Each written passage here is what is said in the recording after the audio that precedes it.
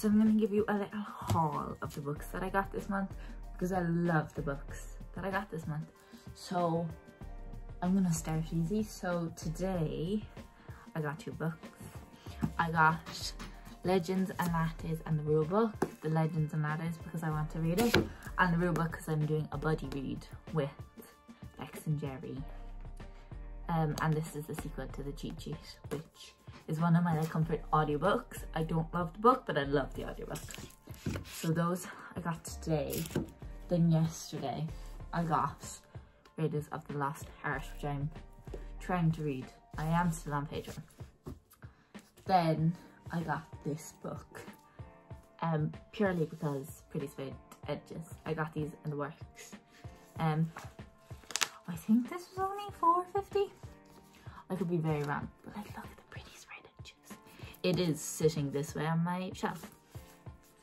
And then I've gotten a few books, but like some honorable mentions are these 3. So I got this in Aldi. Abby is yours truly. I also have this on Kindle. I'm so excited for this because everybody in Book Talk loves it. I got this in the works. Again, Pretty Straight Edges. Like, look at it. I could not pick it up. And I have Perilous in my, what's it called? Kindle. Have I read it yet? No. But I had to get it. Look at it. And then this. So I got this when I was in London. It's tomorrow, which is pretty here anyway. And that's a little, and it's different here. And then it says Max and Sam and Sadie. No, I can't read that. Can you read that? Maybe it's upside down. I don't know. It's also inverted. I think that says Sam and Sadie. Yes, it says Sam and Sadie. So it's the 2 main characters. It's very tricky to read because it's the analog clock. So they slightly have the like full circle around it, which is annoying. But yeah, it says Sam and Sadie. But look how pretty it is. And guess how much it was? £5. It was reduced to half price as like a sale. £5 for this masterpiece. Okay, those are some honorable book mentions because I had to. Also, at the start of this month, I had 11 books on my TBR. I finished 10 of them. The last one was Love to Load You, which is Ali Hazelwood's collection of novellas, which wasn't a real like TBR. It was just if I happen to get it and I don't know how to pick up and I'm slumping a little bit, that's what I should read. So yeah, I'm very excited to show you my TBR. No, my wrap up. But I started If You Give a Single Dad a Nanny at the end of last month, and I finished that on the 2nd, and I really liked it. I think I gave it a 3 stars. I could have given it a 4. I'll put it on the screen somewhere like I normally do. But I really liked it. I loved the little girl. I loved the dog. I loved all of them. It wasn't my favorite, like up to par to like my favorite is Heartless, but it was better than The Nanny. The like character wise, I did prefer the plot of The Nanny. But yeah, so I read that. 4th is when I went to London. Now in London, we were there for 5 days, playing on the first day and playing on the last day. And I read 932 pages in 5 days with 2 plane trips. So during that time, I finished 3 books. I read Off to the Races, which is the first in the Gold Rush Ranch. Then I read the novella Midpoint one, which is Out of the Gate. And I read the 3rd one, which is A Photo Finish, which is Violet Eaton from the first series and your man. This one was my favourite, A Photo Finish. The first one was my favourite. I loved Ron, I loved Billy, I loved seeing all their relationships, I loved seeing the friendships, I loved all of it. And it's like the first book, so I like, special place in my heart. I gave this a 4.25, I believe. I think I did, yeah. No, I think I gave it a 4. I read like 300 pages on the first day. Wow. The second book I read was the novella, which is Dermot and Ada? I don't know what her name is. I can't remember it. But that is Fawn's grandparents and Kate from the second book's grandparents. I didn't love this. It was a novella. There was nothing like major to it. But I liked knowing a bit of the backstory. I liked knowing where the two companies came from and all that. So that was okay. Then I read Photo Finish, which was a little less favourite than Thing. I gave this a 3.75, I believe. Loved Violet and I loved the references to Chestnut Springs. I loved Cade and I liked knowing the military background of him and why he acts like that and all that. I do think he had like a reason to be grumpy and grouchy, and it was like a valid reason as well. So yeah, I did like them. I loved the ending, I loved the epilogue, I loved all of it, but not as much as I loved Billy and Vaughn. Sad Violet. I know, disgracing the Eat name. But then half on the trip and half when I got back, I read The Front Runner, which is Myra and Stefan's story, which is the third best friend and then the enemy dude. I liked a little less than A Photo Finish. I liked the third act conflict. I think that was a really good third act conflict. Did it need to happen like most third act conflicts? No. But I think that was a good one. And then I read A False Start. This book, okay, I loved it and I hated it all at the same time. So it's Griffith and... oh, I should not be blanking on her name. Sorry, give me a second.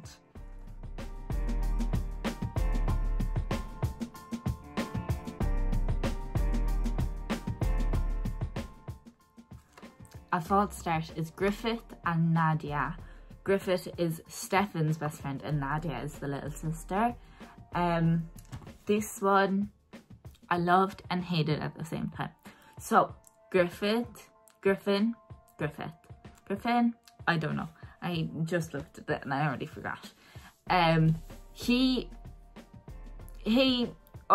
didn't like him. I did not like him. Like, he was not a good dude in like the nicest way possible. He was not a good dude.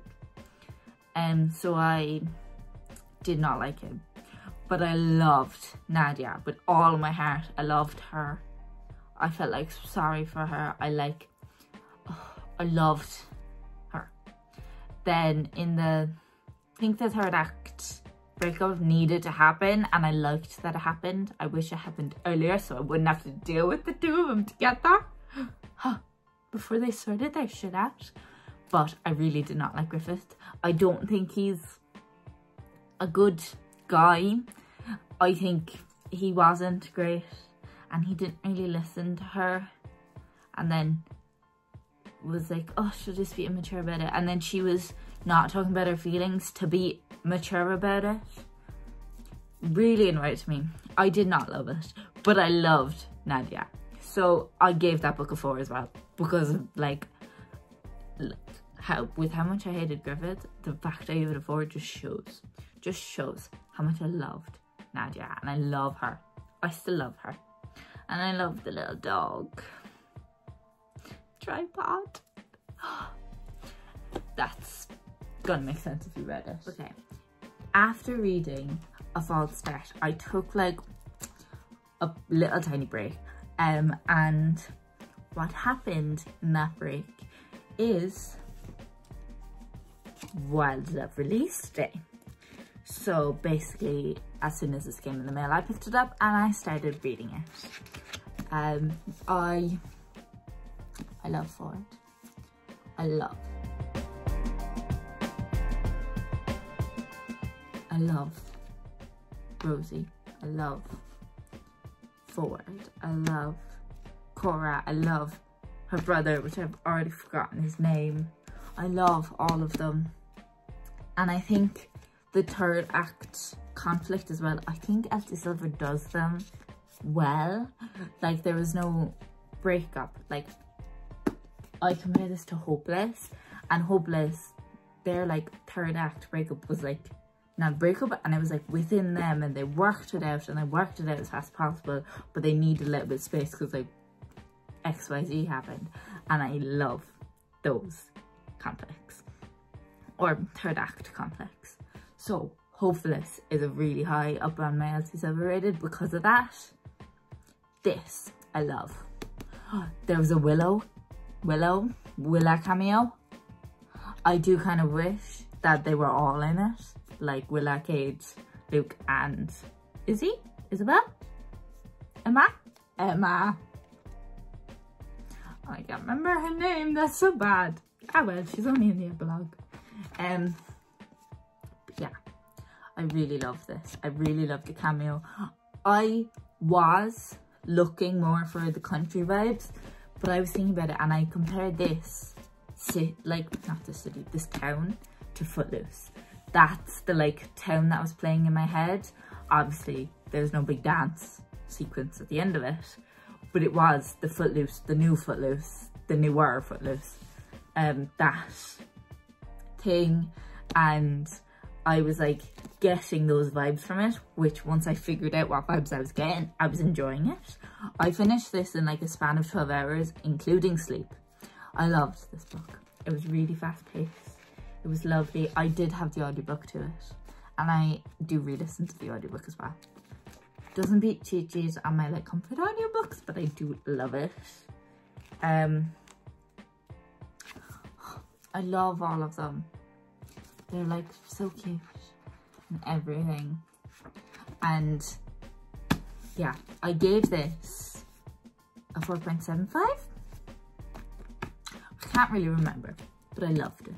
It's somewhere here. And after that, also kind of simultaneously with Wild Love, I started reading The Knockout, which is the sequel, or the third book in the series, which has Wildcat in it, that I read in February. I liked that book. I did not love it. I liked the characters. I loved the characters, but the plot I didn't exactly love, and I hated the ending. I hated it. I hated it. Like 1% chance it's not happening. I'm sorry. If you've read the book, or if you're Bex and I've explained the plot, you will get this. But I love Bella Matthews, who's the author. I love the vibes she creates. The books are very, very easy to read.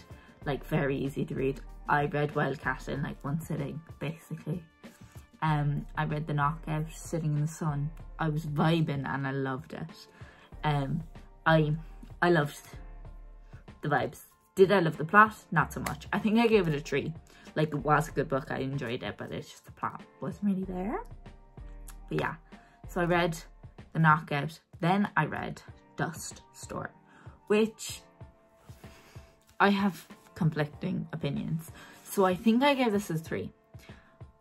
I kind of want to go lower, but I don't want to go lower. So I loved the girls. I loved him. Can you tell single dad is my favourite trope? Anyways, I loved the girls. I loved him. I loved her. I loved Mikey. If you know who Mikey is, you get it. But I did not like the relationship between... Give me a minute, I forgot their names again. I did not love... I found them out. I did not love the relationship between Cassandra and Christian. So basically she starts off with, I never want kids, I don't like kids, and that's okay that I don't like kids and stuff like that. And I just, towards the end, it was not whatever would have happened in the nicest way possible. I do think their third act breakup should have been a finale breakup because of what happened. I guess it wouldn't have been a third act, it would have been like second act breakup, and then they got back, and then it was the third act conflict. That third act conflict, oh my god, it's so sad. It's like one of the last pages. No, it's not. It's one of the last pages before the epilogue. And I'm like crying. Oh my god. I'm so excited to read the next book. They also have like a prequel book. Basically, Maggie Seagate. Seagate. She did a load of standalones. And one of the standalones was the older brother for the two of them. Obviously, everybody loved the older brother. So she's doing the other brothers. There's 4. Yeah, she's doing the other brothers. So I really want to read the first one, the original one, and I'm very excited to read the next ones. So yeah, I loved the characters, I loved the girls, I loved his family. I just didn't love their relationship, and I don't think it would have ended that way if it was real life. And I feel sorry for her because she's like, I don't want to be a mom. And then a little spoiler, but I don't think it is because it's not like context, but she's like, I don't want to be a mom, I don't want kids, we should break up. And then he's like, tough. Basically is what I got from it. And I'm just like, dude. So that, I didn't love that, but, and it put me in a little bit of slump, like a little bit.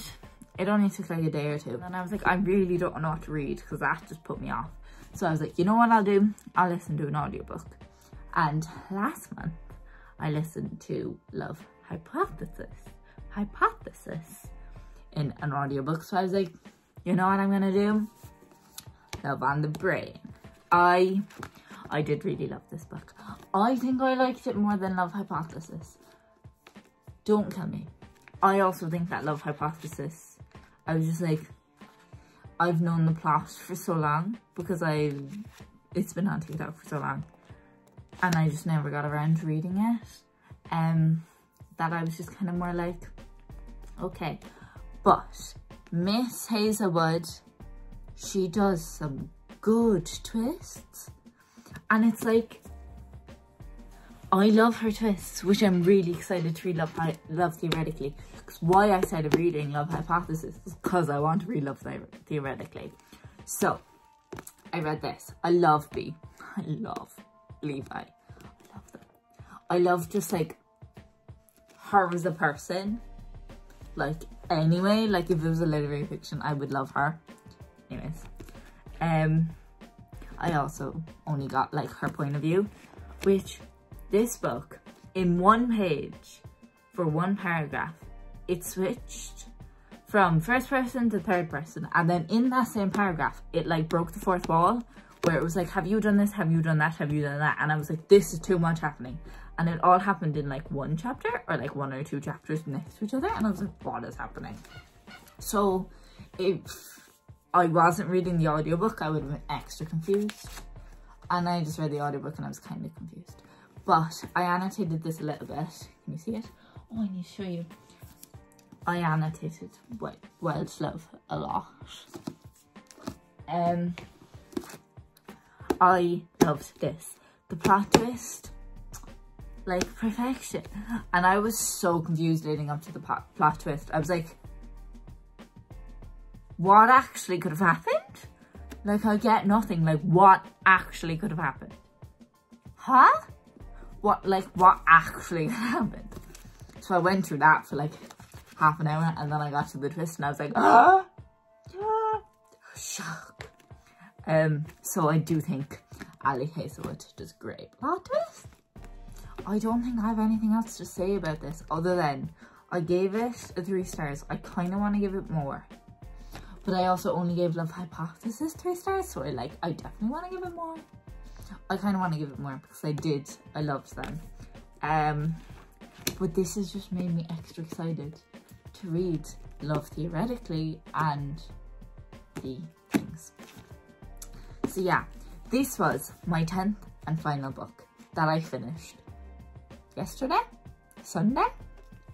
And I was like, okay, I can film this now because I finished it. But yeah, I finished 10 books, book number 10.